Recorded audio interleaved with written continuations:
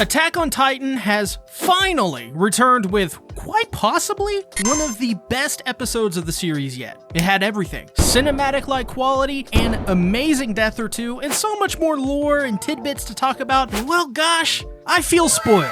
So let's dive into the episode and let's get some hype going on. Enjoy the video. First 10 minutes is a string of flashbacks, one which harkens back to the very first episode, Under the Tree. Second one is right after Eren vanishes in Marley. It then switches over to Halil and Ramsey, the two kids in the last episode, which the Survey Corps saved. Apparently they stole some money and they're trying to hide it. And though the thing about this scene though is what I love is the detail, because we see Ramsey missing his hand, meaning he got caught stealing.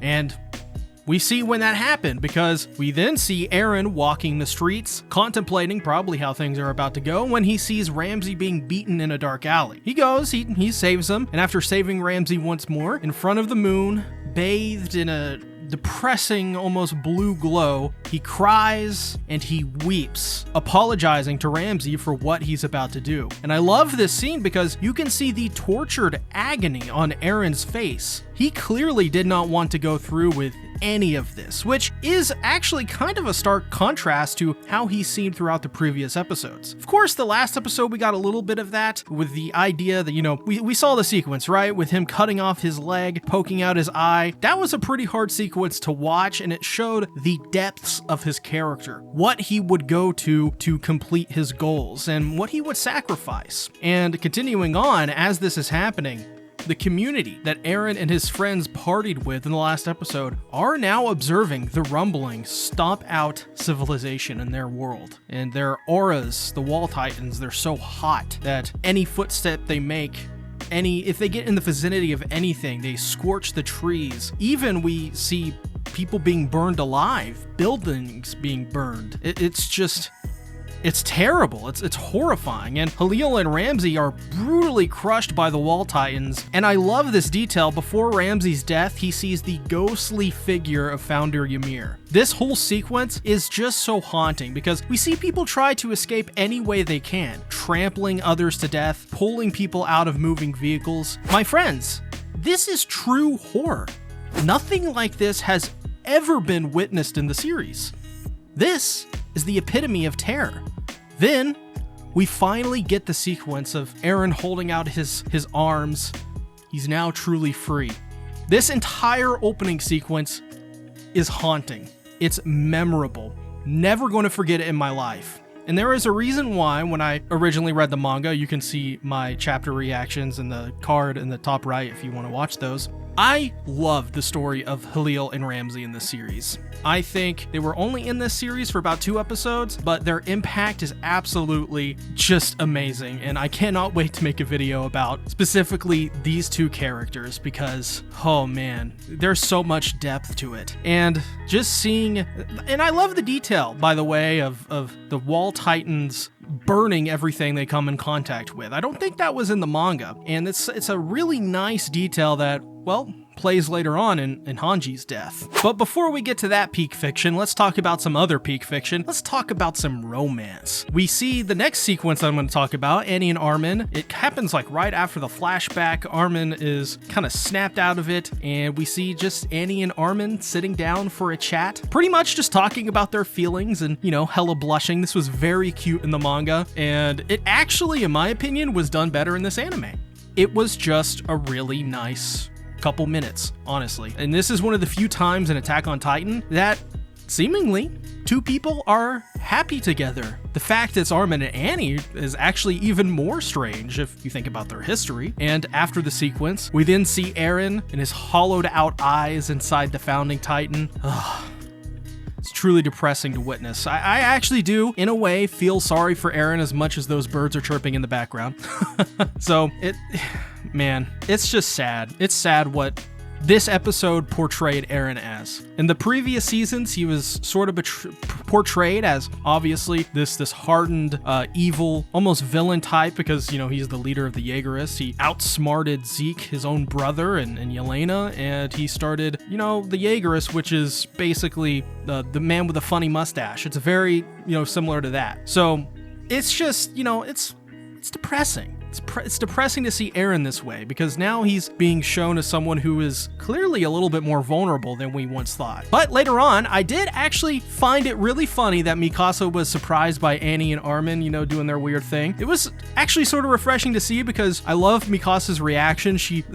Annie sort of blushes at Mikasa, and Mikasa like just has like this, what?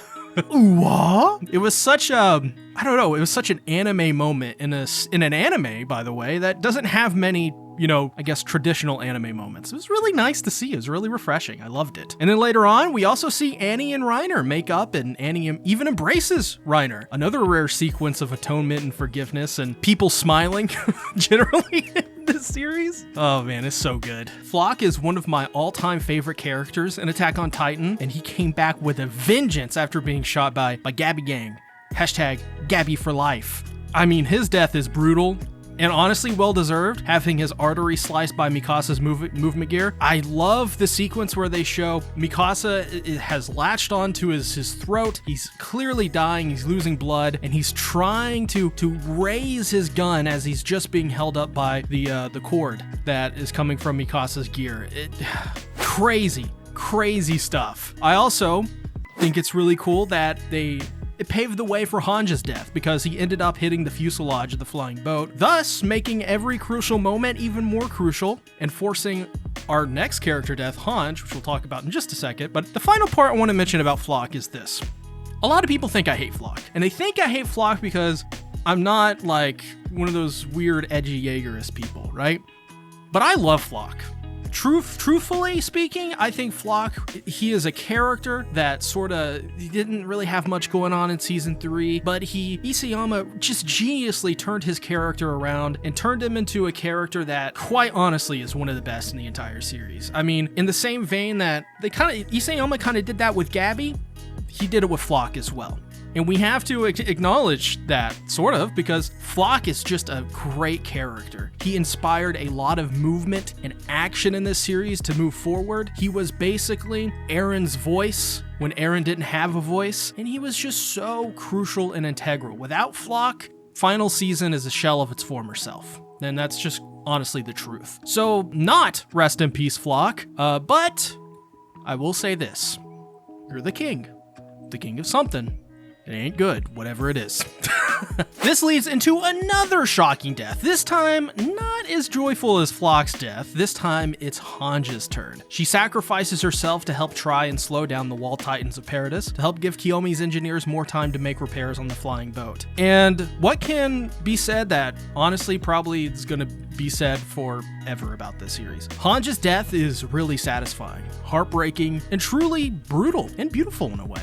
On one hand, seeing Hange in her element dealing with Wall Titans, something she's probably in that moment jumping for joy over inside of her head, and sort of we see it on her face. In that sense, it really feels as if Hange finally let go of all of the stress and anxiety that she held from being commander, and she was able to let loose and gave it her all. It was almost sort of like a happy send-off for Hange, which is really strange, and it is a bittersweet death because she quite literally combusts into fire due to the heat coming off of the Titans, which I do not envy at all, but her moment was just really generally more upbeat for an Attack on Titan death. Her moment with Levi was obviously truly heartbreaking, and ultimately what made her death so satisfying along with all these other parts. And I will never forget the imagery of Hange being held up by her former comrades. It's a perfect death for her character. She gets a lot of respect in her exiting the series. And that's why I think this death is so great, because, you know,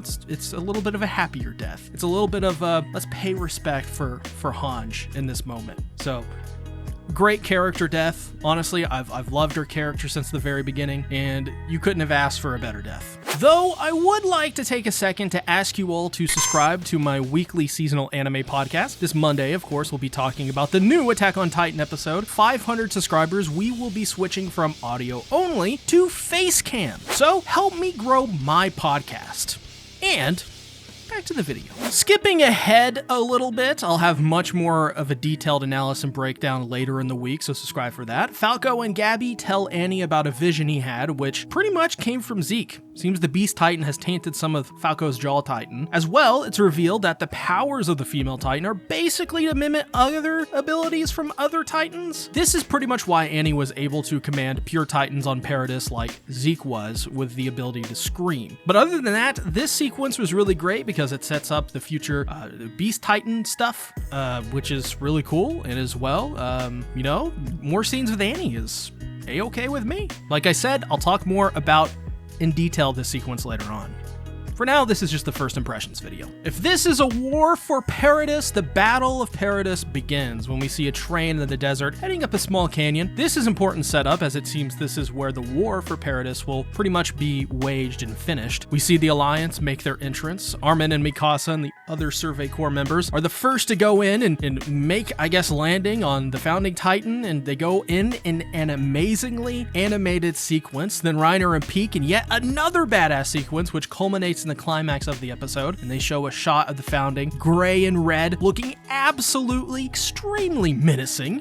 My friends, if you were worried about the quality of Attack on Titan when Mappa took over, boy, are you looking really weird now, because this is quite honestly some of the best animation I've seen in years. I don't really know what could compare to it in terms of the style that Mappa goes for. Obviously, we still have really great series. We have JJK. Mappa obviously is just as good as making JJK as they are AOT. We also have, you know, Demon Slayer with UFO Table. We have a lot of great studios right now floating about, and Mappa is pretty much at the top of them. Let's just be real. And this scene kind of proves it. It's pretty much just flexing at this point. But honestly, this episode was just absolutely fantastic, and there are plenty of key points to discuss, which is why I wanted to do this video to be my first impressions and save the full-blown analysis for later, so we can actually make a really quality, just amazing video. That's what I'm really focusing on. And it's also confirmed for the final part, aka the final episode, will be officially airing in the fall season, meaning we got a lot of time from here until now to wait for what will be likely one of the greatest anime to ever end, which is, it's so crazy to say that. I feel so lucky to have experienced all of this, and I feel grateful to have experienced it all with you. Attack on Titan literally made this channel what it is. Without it, I wouldn't even be watching anime, and without it, I'd not have 62,000 subscribers. So thank you all for allowing me to take your time. I feel nothing but deep gratitude towards my viewers, to people that watch AOT and Hajime Isayama especially, and of course, the friends we made all along the way. Thank you so much. Please check out my recap for Final Season Part 2 if you need a refresher, and a video will be coming out later this week with a more detailed analysis. And really, thank you for watching. Bye-bye.